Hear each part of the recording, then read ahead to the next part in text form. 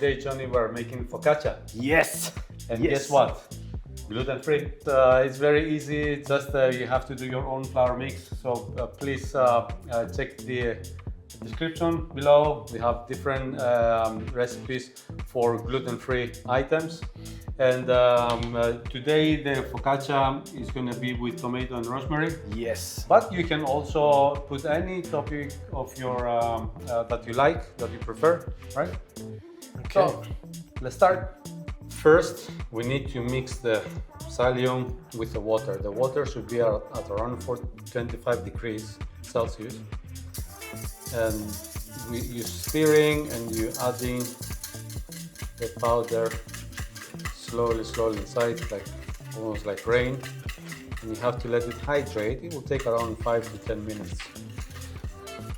Do you have to mix it to a point you can't really see it, or just enough to get everything wet? Sorry, John, in the point that you don't see any more pieces or lumps of the powder. It needs to be nicely incorporated, and we'll leave it a little bit on the side for 5 to 10 minutes. In the meantime, I'm going to show you how to dress the pan with baking paper, because it's much easier to remove it afterwards when the focaccia is ready. Today I'm going to use a tray which is around 20 by 15. And first you're measuring the tray like this, right? So you start from there to there, so you know you have to cut it here.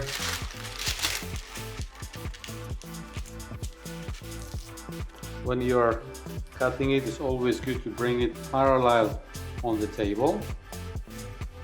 And you have the blade flat on the table, and the handle of the knife is out of the table.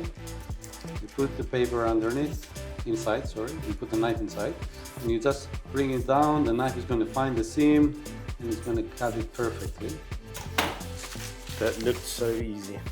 It's very easy, Johnny, very easy. And then you do the same thing on the other side, so you know you have to go up to around there. Again, you fold it nicely, you bring it parallel at the edge of the table, put the knife inside, then you bring the knife down, and you have it cut perfectly. Now you need to make a small cut here on the corners, right? On the corners. You can mark it with a pen, or usually I just see it with my eyes. Usually that you have to go around there, you put the knife there, and you just lifting it and squeezing it on the side of the knife. You do exactly the same thing on the other side. Just lifting up, squeezing it on the knife. Then you turn it and you do the other side as well.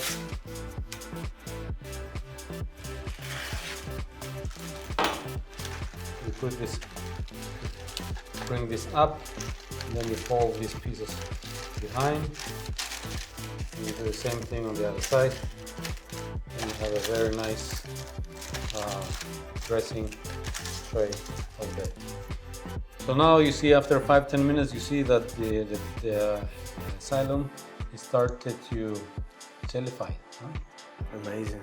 Yeah, that's the secret. That's the superstar in bread making, Johnny. In this mixture, I'll add the sugar.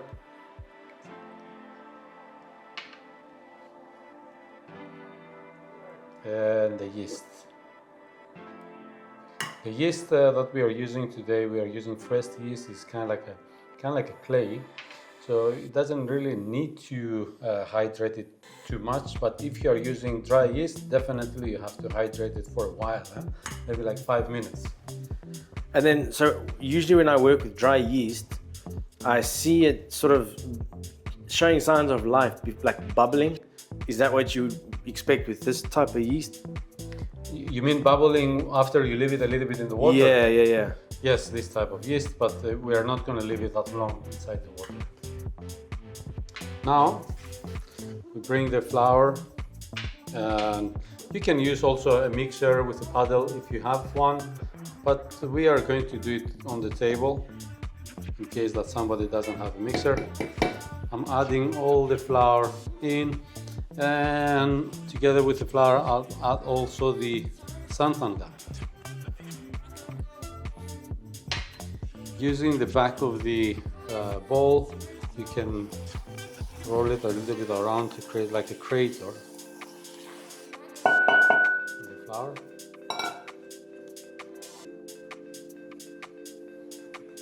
And we are going to add inside the mixer with the psyllium, water, right?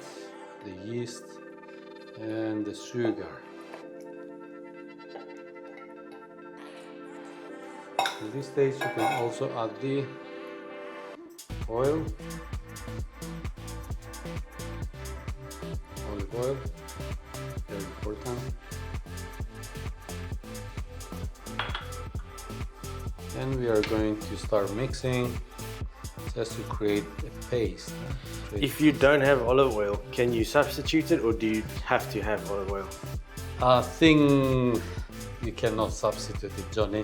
Definitely The not. Italian focaccia needs good quality olive oil. Huh? The only ingredient that we didn't add yet is the salt. And we don't want to add it from the beginning because we don't want it to come in direct contact with the yeast, because basically it's going to kill the yeast. So we add it once we have created a nice paste. We can add the salt inside. Now that we have a nice paste, we can also sprinkle in the salt. No more pieces of the yeast anymore. And now we have to aerate the mixture. We need to incorporate a little bit of air. If you have a mixer, a stand mixer with a paddle, you can just have the mixer to work for 5 minutes.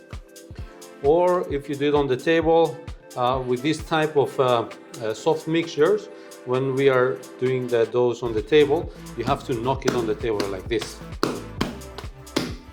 How long do you need to do this? About 5 minutes. And it's better to even use both of your hands.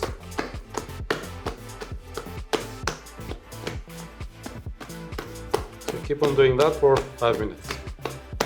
So after 5 minutes of mixing, wash your hands and take your pan and add olive oil, a generous amount. They say, the Italians say, if the focaccia doesn't swim in olive oil, it's not that good. And I also take a little bit of olive oil on my hands. Wash my hands, so I'll be able to touch the dough without sticking. I lift it up and I put it inside the pan. And lightly pressing with the tip of my fingers, I'm spreading it all around evenly in the pan.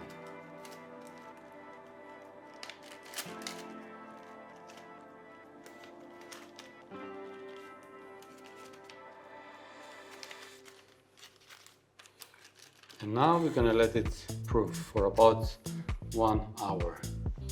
When you are proofing the bread, it's very, very important not to dry the surface of the bread.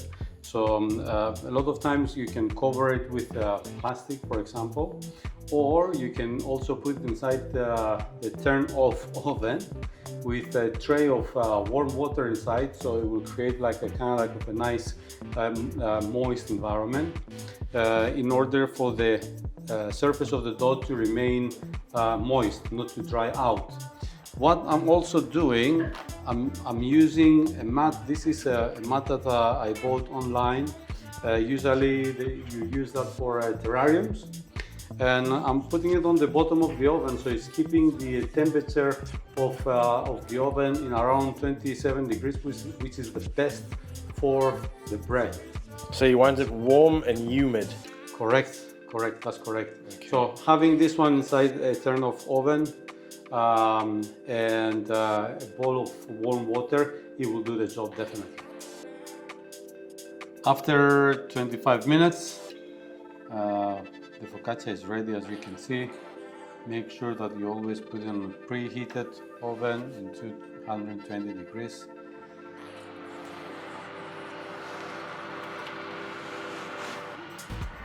And it will need around 25 minutes. Once it comes out from the oven, it's very good to remove it from the tray and put it on a wire rack, because the bread is still releasing steam, and if you leave it close inside the pan, it will make the side a little bit soggy. Now we have to wait a little bit to cool down before we cut it, and guys, I cannot wait. I cannot wait. It's nice, fluffy on the inside and crispy on the outside. I cannot wait, guys. But unfortunately, we have to wait. Johnny, now is the time. The time we've been waiting for. Oh, this can't be gluten-free. This sounds amazing. Oh.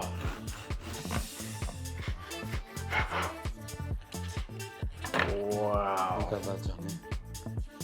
No way, it's so squishy. Look at that, Johnny. Oh man. It looks nice and moist.